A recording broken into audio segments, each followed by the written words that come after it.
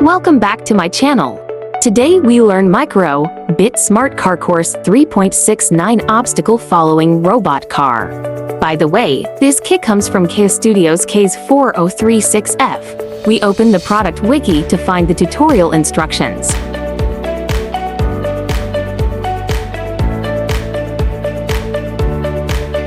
Next, open the browser and search for the Micro-Bit web page. Click to enter the official website.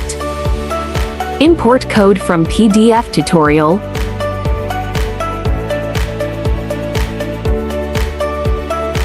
Connect the development board via USB.